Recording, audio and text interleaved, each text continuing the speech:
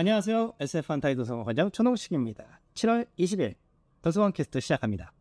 도서관 캐스트는요, SF한타이 도서관 이제 파주에 있는데요.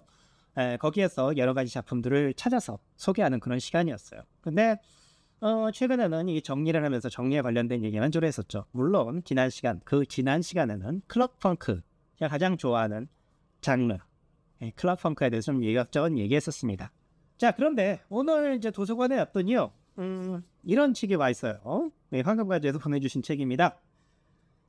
제국이란 이름의 기억, 평화란 이름의 폐허, 텍스칼란 제국 시리즈, 스페이스 오페라입니다.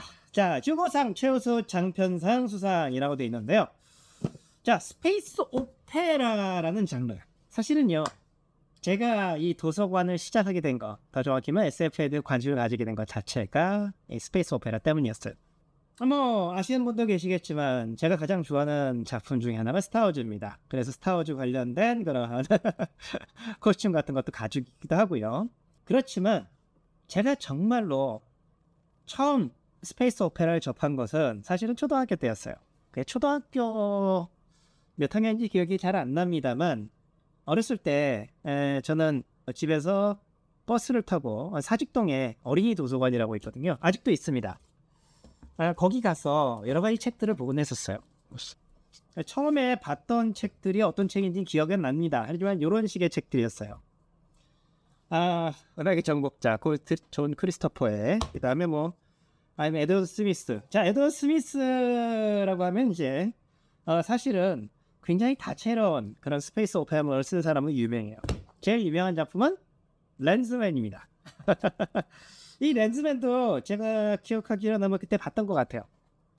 자, 이러한 작품을 보면서 우주선들이 우주에서 활개치면서 활약하는 괴물들을 물리치고 외계인들과 싸우고 뭔가 이렇게 범인들을 잡아내고 그런 작품들, 신비한 힘을 가진 랜즈맨들이 경찰대로서 활약하는 그런 이야기들, 그런 거 보면서 이른바 꿈을 키웠다라고 볼 수 있겠죠. 그러다가 이제 물론 이제 스타워즈를 접하게 되는데, 사실 스타워즈를 접한 거는 사실 굉장히, 그것도 그때 처음 봤을 때 아마 초등학교 6학년 때인가, 그러니까 86년도인데 80년대 후반에 스타워즈라는 작품을 그때 비디오로 봤던 기억이 있긴 있습니다만 사실은 거의 기억이 안 나요. 그때 굉장히 열악했어요. 이제 TF 복사해가지고 본 적도 없어요. 그냥 뭔가 신기하다, 뭔가 로봇들이 나오네, 우주선이 나오네, 그런 것만 봐다가 이제 그러다가 정말 우연히 접하게 된 작품이 사실은 이 작품이었어요.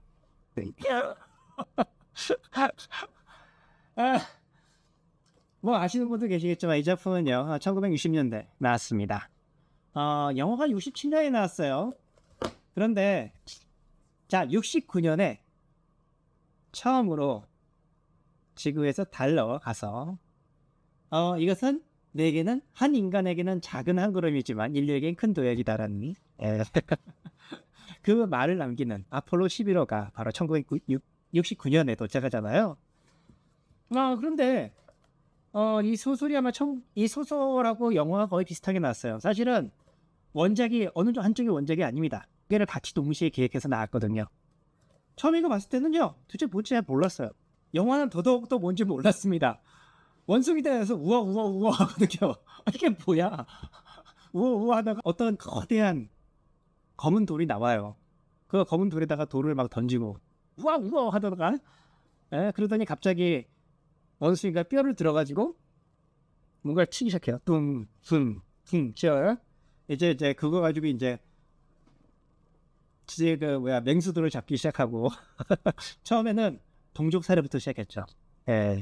그래서 둔기를 처음 들면서 어디서, 나중에 알게 되지만 모노리스트라는 그 기계 장치거든요.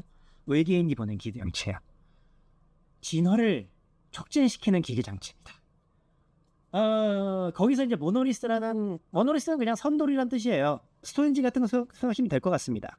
그런데 그 모노리스트 검은 선돌, 그 검은 선돌이 거기서 처음 등장하고, 그리고 나서 거기서부터 이제 그걸 통해서 인류가 진화했다, 외계인이 인류를 어쩌면 강제적으로 진화시킨 거죠. 그래서 막 빰빰빰빰 하면서 막뭐 하다 그 점점 이 뼈를 뒤에다가 나중에 뼈를 휙 던지면 갑자기 우주선으로 촥 변하고 거기서부터 시작되는 그런 영화인데 아마 이 영화 처음 보셨을 때 거의 졸지 않고 보신 분들 생각보다 별로 없을 거예요. 사실은 저도 졸았습니다. 뒷부분에 가면서 하지만 뭔진 몰라도 확실히 굉장히 인상적인 작품이었어요. 뭔지 모르겠지만 당시에 이 소설이 나왔기 때문에 처음에 이 판본이 아니라 이 모험사 쪽의 판본이었던 것 같은데 뭔지 모르고 그냥 대충 봤어요. 그때는 그때 뭐 중학교 때였던 것 같은데 이게 뭐지? 뭔가 희한해. 그런데 제가 이 작품에서 조금 이해하게 된 게 사실은 이 작품 덕분이었죠. 2017 스페이스 오디세이 2. 이거 볼 때는 고등학교 초반이었던가. 재밌는 거는요. 아소시 클라스크가 이 작품에서 이야기를 끝냈어요. 근데 이후에 우주에 대해서 더 많이 알게 되죠. 그리고 나서 그걸 바탕으로 여기서 이어지는 작품이지만 이제 10년 뒤에 얘기.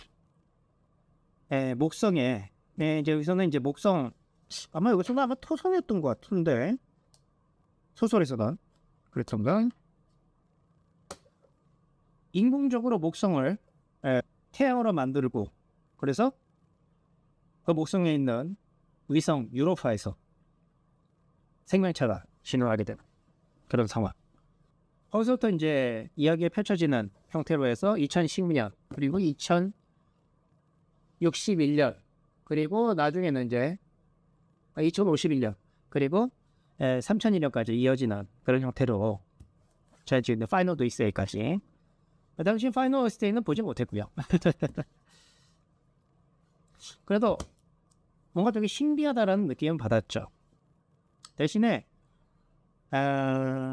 재미를 느꼈냐면 좀 그건 아닌 것 같아요. 근데 제가 사실 진정으로 그런 드라마에서 재미를 느끼게 됐던 거라고 하면 사실 중학교 때 보기 시작했던 이 작품입니다. 파운데이션. 근래에 들어서 그 아마존인가? 거기서 드라마로 만들어지기도 했죠. 애플 TV였던가 아마존이었던가. 아시모프의 작품을 사실 이 작품으로 처음 접했어요. 굉장히 이례적이긴 할 거예요. 왜냐하면 아시모프라면 일반적으로 로봇 시리즈. 근데 파운데이션에서는요. 적어도 초반에는 그리고 중반에서도 한참 동안 로봇은 등장하지 않습니다. 정확히는 이제 1권, 2권 이제 로봇이 등장하죠. 알고 봤더니 걔가 로봇이었어. 이런 식으로 나오는데 이 파운데이션이 정말 마음에 들었던 건 뭐냐면 은하제국이라는 국가가 멸망하고 있어요. 그런데 한 과학자가 여러 가지 정리를 하고 막 하다 보니까 나름대로 그 역사를 바탕으로 해서 이막 심리 역사학이라는 그런 학문을 발전시킵니다. 그 심리 역사학에 따라서 여러 가지를 이제 검사하고 해보니까 은하제국은 멸망한다. 그리고 그 멸망 이후에는 오랜 기간의 암흑기, 자그마치 3만 년에 걸친 암흑기가 펼쳐진다. 그럼 그동안에 인류는 엄청나게 퇴보하고 사실상 이제까지 쌓아올린 모든 게 망가지지 않을까? 그걸 막으려면 어떻게 하지? 그래. 그걸 막기 위한 조직을 만들자. 그게 바로 파운데이션. 1권, 2권. 사실 순서는요. 나온 순서 자체는 이렇게 나오진 않았어요. 여기서 이제 처음에 파운데이션이 만들어지기 전 얘기인데 맨 처음에 이 현대정보문화사라는 출판사에서 나온 이 파운데이션은 원래 순서가 달라요. 여기 보면 위대한 탄생이라는 여기가 있는데 여기서부터 이제 파운데이션이 처음 만들어지는 정확히는 파운데이션 처음에는 백과사전을 만드는 그런 조직으로 구성된 것처럼 위장이 되지만 그러나 알고 보니까 사실은 그 백과사전을 만드는 것 자체가 목적이 아니라 과학 문명을 남겨서 그걸 바탕으로 새로운 제국을 만들게 되는 그런 과정을 그리게 되는데요.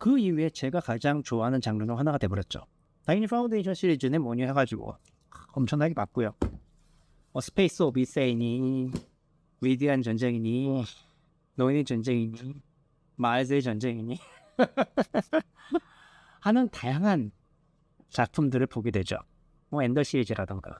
근래 들어서는 듄이라는 작품이 저를 다시 사랑해왔죠. 사막의 행성 아라키스를 무대로. 플래닛 아라키스, known as Dune. 듄이라는 이름으로 알려진 아라키스 행성. Land of Sun, 모래로 뒤덮인 대지. 스파이스, 스파이스라는 물질을 담고 있는 모래로 된 벽. 거기서 펼쳐지는 모험. 사실 그것도 역시 게임 때문에 먼저 접했지만요. 그 소설, 특히 이제 1권 아주 굉장하죠. 그러나 역시 영화로 봤을 때 그 사막이라는 풍경 속에서 펼쳐지는 모험담. 그 영화 정말 엄청났죠. 이 듄이라는 작품이 굉장한 게 뭐냐면요. 사실 이 듄은요 굉장히 어려운 소설이에요. 왜냐하면 고유명사 무진장 많이 나옵니다. 그리고요 사람들의 사고방식 자체가 우리하고 달라요. 근본적으로. 일단 기본적으로 거기에 기본 무대는 우주지만 그 사람들의 기본적인 삶의 형태는 중세 봉건 유럽 사회에 가깝습니다. 예를 들면 공작이 나오고 그런단 말이에요. 공작, 백작, 뭐 하코넨 백작이라던가 아니면은 아트레이데스 공작이라던가 이런 식으로 그런 자기 계급 체계로 나오게 되고요. 재밌는 컴퓨터도 등장하네요. 거기서 인간이 아주 특수한 훈련을 받은 인간이 컴퓨터 역할을 대신하고 있죠. 근데 우주 여행을 하기 위해서는 스파이스라는 물질이 필요한데 그 물질은 아라키스라는 행성에서만 나오게 돼요. 그러니까 그 아라키스를 지배하는 자가 우주를 지배한다라고도 볼 수 있는 거죠. 거기를 원래 하코넨이라는 가문이 갖고 있었는데 황제가 아트레이데스라는 가문에 그걸 내주게 돼요. 사실은 이게 음모였죠. 아트레이데스 가문이 너무 커지니까 아트레이데스 가문을 몰아내기 위한, 멸망시키기 위한 음모였어요. 결국에는 아트레이데스 가문은 공격당해가지고 사실상 박살이 나고 주인공, 공작의 후계자인 주인공과 그 다음에 어머니, 그 다음에 이제 어머니 뱃속에 있는 여동생, 그렇게 이제 3명만 남게 됩니다. 물론 이제 아트레이데스 가문에 병사들이라든 그런 사람들 중에 살아남은 사람들이 좀 있긴 있었지만요. 나중에 합류하게 되죠. 그리고 나서 펼쳐지는 이야기인데 이 사막이라는 행성에서 펼쳐지는 내용, 그 사막이라는 장소 자체가 굉장히 이색적이에요. 거기에서 펼쳐지는 삶의 모습 자체가 굉장히 인상적인데 우리하고는 사고방식이 전면적으로 틀립니다. 대표적인 게 공작 앞에 와가지고는 그쪽에 있는 그 선주민들이 와가지고 앞에다가 침을 뱉어요. 황당하죠? 아니 이건 되게 불경스러운 일 아닌가? 하지만 아라키스라는 행성에는 그렇지 않다. 왜? 여기는 물이 너무 부족해요. 물이 굉장히 귀해요. 그렇기 때문에 심지어는 시체의 물조차 함부로 하지 않습니다. 사람이 죽으면 방수포 같은 거로 꽁꽁 싸가지고 완전히 물을 흡수해가지고 그걸 따로 보관을 해놔요. 시체에서 나온 물조차도 한번 버리지 않는 그런 세계니까 내 몸에 침을 바친다라는 것은 굉장히 고귀하고 상대방에게 경의를 표하는 행동이 되는 거죠. 그런 식의 모습. 사실 그런 것들이 소설을 보게 되면 다 설명이 돼 있긴 하지만요. 너무 다양한 그러한 차이점이 있다 보니까 쉽게 적응하기 힘들어요. 고유명사도 엄청나게 많고요. 그런데 영화에서는 그런 것들을 아무 설명 없이 그냥 보여주고 끝냅니다. 아까 스타워즈, 그 다음 맥워리어, 그리고 듀언. 어떤 면에서는 다 일치한데 있어요. 야, 우주는 이런 데야. 자, 스타워즈에서 제일 또 반했던 부분이 사실은 칸테나라는 장소예요. 네, 술집. 빰빰빰빰빰빰빰빰빰빰빰빰빰빰빰 하면 음악이 나오는 그런 장소인데 외계인들이 그냥 왁지껄 수없이 다채로운 외계인들이 그냥 막 술 마시고 뭐 서로 얘기 떠올리고 자기네들 온갖 종의 언어로 그냥 얘기하고 있고. 왜? 우주에서 수많은 종족들이 같이 사는 것은 바로 이런 거구나 라고 느끼게 하는 부분이죠. 물론 그런 외계인들이 똑같은 음식을 먹는다는 좀 그럴 수도 있어요. 왜냐면 입맛들이 다를 테니까. 취향도 다를 거고. 예전에 봤던 SF 소설 하나가 떠오르네요. 로봇물 중 하나였는데 그것도 아시모프 작품이 아니었던 것 같은데 그것. 우주에서 이제 우주선 타고 어떤 그런 임무를 수행하다가 우주선이 고장이 났어요. 그래가지고 이제 구출될 때까지 어쩔 수 없이 둘인 그 2명의 승무원이 있고 로봇이 한 대가 있습니다. 근데 이제 2명의 승무원이 같이 어떻게 살아남아야 돼요. 문제는요, 식량이 부족한 거예요. 그런데 재밌는 일이 있습니다. 한쪽은 인간이에요. 지구인이죠. 정확히는 한쪽은요 다른 외계인인데 갑각류 외계형 쪽이에요. 네, 새우 같은 종족이에요. 인간은 새우를 맛있게 먹죠. 근데 재밌는 건요, 이 갑각류 외계인은요 그 세계에 살고 있는 유인원류의 그런 동물을 즐겨 먹어요. 그럼 서로 어떻게 보면 자기네들이 평소 먹던 거하고 비슷한 상대가 같이 있게 되는 거예요. 그러면 식량이 부족하다. 어떻게든 살아남으려면 어느 한쪽이 한쪽을 먹어야 돼요. 조금 전까지 동료였던 사람인데, 동료였던 존재는 거기서 그 인공지능이 어떤 문제를 내가지고, 로봇이 어떤 문제를 내가지고 그 문제를 가지고 한쪽을 죽이고, 그래가지고 그때 당신을 위한 만찬이 있습니다 하면서 새우 종족이 아마 죽었던 것 같은데, 나중에 이제 그 인공지능은 결국에는 벌을 받게 돼요. 약간 편파적이었다는 그런 이유 때문에 벌 받는 것 같아요. 어쨌든 간에 자, 이처럼 외계인들은 분명히 다른 식성을 가지고 있을 거란 말이에요. 그러한 식성을 가지고 있는 것들을 가지고 또 이야기를 만든 것도 재밌겠죠. 그래서 얼마 전에 이런 책이 저희 도서관에 들어왔어요. 외계 행성 다방유랑기. 지난번에 잠깐 소개드린 것도 같은데, 이 작품을 보게 되면 주인공은 이제 지구인 여성입니다. 그런데 이제 고양이귀를 가진 그런 외계인이 등장하네요. 그리고 좀 보면은 이제 또 다른 외계인도 많이 나오지만 또 친구 중에 한 명이 이렇게 물고기 같은 귀를 가진 외계인이에요. 외계인의 입맛이 다채롭다라는 거로 끝나는 것이 아니라 그 외계에서 행성마다 그런 기후라던가 그런 것만이 아니라 여러 가지 형태에 달라요. 예를 들면 여기 나왔던 것 중에 하나는 얼음, 뭐 샤베트 같은 그런 거. 그런데 그 행성은 그 행성의 물은 지구의 물보다 훨씬 더 어느 점이 낮아요. 그러니까 물에 여러 가지 성분이 섞여서 그렇겠죠. 그렇기 때문에 똑같은 샤베트라고 하더라도 훨씬 낮은 온도. 그냥 먹었을 때 머리가 띵하는 그런 현상도 더 심할 텐데, 너무 심하게 빠르게 먹으면. 하지만 거기서 느끼는 또 맛, 그런 것들이 아주 재미있게 보여지는 작품이더라고요. 우주로 우리가 시야를 넓히게 되면 그러면 굉장히 다채로운 가능성들이 보여진다. 스페이스 오페라는 바로 그러한 다채로운 세계의 모습들을 보여준다는 게 굉장히 인상적이에요. 그리고 우주기 때문에 지구에서 할 수 없는 어떤 활약이 가능하고, 지구에서 할 수 없는 모험이 가능하고, 지구에서는 할 수 없는 위협들이 존재할 수 있게, 그런 다양한 내용들이 우리를 즐겁게 하는 것 같습니다. 그래서 이 책 뭐 아직 보지 못했습니다만 보고 싶었지만 참았어요. 다음 주엔 이걸 좀 소개해드리려고 해요. 그래, 내가 제일 좋아하는 작품 중에 하나가 스페이스 오페라야. 정확히 이제 세 번째로 좋아하는 장르예요. 첫 번째는 스팀펑크 같은 그러한 작품들, 두 번째는 퍼스트 아클리스, 그리고 나서 이제 스페이스 오페라인데, 세 가지 다 어떤 다채로운 상상을 통해서 펼쳐지는 이야기, 가능성의 이야기라는 측면에서 제가 좋아하는데, 역사가 이렇게 바뀌면, 기술이 이렇게 발전하면 이런 식의 재밌지 않을까라는 스팀펑크. 만약에 우리 세계가 멸망하고 나서 새로운 질서가 펼쳐진다면 어떤 가능성이 있을까? 라는 퍼스트 아칼리스. 그리고 우리가 우주로 나간다면 과연 어떤 이야기가 펼쳐질까라는 스페이스 오페라. 바로 그러한 상상을 나에게 접하면 좋겠다라고 생각을 하기 때문에 오늘은 바로 그러한 작품들, 스페이스 오페라를 정리해봤습니다. 뭐 많이 정리하지는 않았어요. 조금만 정리했는데 보시면 이제 제가 접했던 스페이스 오디세이라든가, 이제 이런 식으로, 이건 우리나라에 나오지 않은 책인데, 메이킹 오브 2001년 스페이스 오디세이, 스탠리 큐브릭이 영화를 제작하는 과정에 관련돼서 뭐 다큐멘터리 같은 식으로 만든 그런 책. 특히 이 스페이스 오디세이 같은 경우는요, 황금과제에서 다시 나올 때 많은 분들이, 뭐 저도 포함하고 있습니다만, 이 스페이스 오디세이라는 작품에 대해서 느끼고 있는 감상을 한번 이런 식으로 정리한 책자도 나오기도 했어요.